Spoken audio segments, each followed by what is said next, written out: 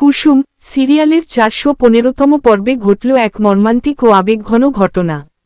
দর্শকরা দেখলেন কিভাবে আয়ুষকে রাস্তায় অপমানিত হতে হল, আর কিভাবে ইন্দ্রাণী গাঙ্গুলির রাগে কুসুমের বিশ্বাস ভেঙে গেল। গল্পের শুরুতে দেখা যায়, কোটিপতি বাবা মার সন্তান আয়ুষ রাস্তায় এক আগন্তুকের জুতা পরিষ্কার করে দিতে বাধ্য হয়েছে, সেটা ইন্দ্রাণী গাঙ্গুলির সামনে। এই ঘটনা দেখে ইন্দ্রাণী গাঙ্গুলি রেগে আগুন হয়ে যায়। তার ছেলে যে এমন অপমানিত হচ্ছে, তা সে কোনোভাবেই মেনে নিতে পারে না। ইন্দ্রাণী গাঙ্গুলি সরাসরি কুসুম ও আয়ুষের ভাড়া বাড়িতে হাজির হয়। কুসুম তাদের দেখে রীতিমতো আকাশ থেকে পড়ার অবস্থা হয়। আয়ুষ তখন বাড়িতে নেই। কুসুম ইন্দ্রাণী গাঙ্গুলিকে ঘরের ভিতরে আসার জন্য অনুরোধ করে, কিন্তু ইন্দ্রাণী গাঙ্গুলি রেগে সরাসরি বলে, আমি এখানে অতিথি হতে আসিনি। ইন্দ্রাণী গাঙ্গুলি প্রচণ্ড রেগে যায় এবং কুসুমকে অপমান করতে থাকে।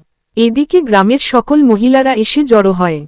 আয়ুষের বাবা চেষ্টা করে ইন্দ্রাণী গাঙ্গুলিকে শান্ত করার, কিন্তু পারছেন না।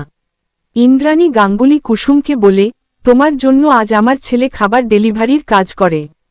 কিন্তু কুসুম তো সেটা জানেই না। আয়ুষ তাকে বলেছিল যে সে একটা অফিসে ম্যানেজার হিসেবে কাজ করে। কুসুম এই সত্যি শুনে হতবাক হয়ে যায়। ইন্দ্রাণী গাঙ্গুলি অপমান করে চলে যায়।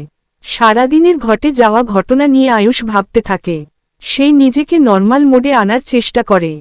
তার মন খারাপ, কিন্তু সেটা কোনোভাবেই কুসুমকে বুঝতে দিতে চায় না। সে চায় না কুসুম তার জন্য কষ্ট পাক। আজকের পর্বটি ছিল অপমান, গোপনীয়তা আর ভালোবাসার এক অসাধারণ মিশেল।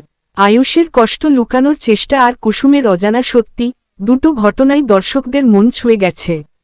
কুসুম কি জানতে পারবে আয়ুষের পুরো সত্যি? আয়ুষ কিভাবে নিজের মানসিক কষ্ট লুকিয়ে রাখবে? আগামী পর্বে মিলবে এসব প্রশ্নের উত্তর। দেখতে থাকুন কুসুম, প্রতিদিন নতুন চমক নিয়ে। আর আপডেট পেতে চ্যানেলটি সাবস্ক্রাইব করে রাখুন।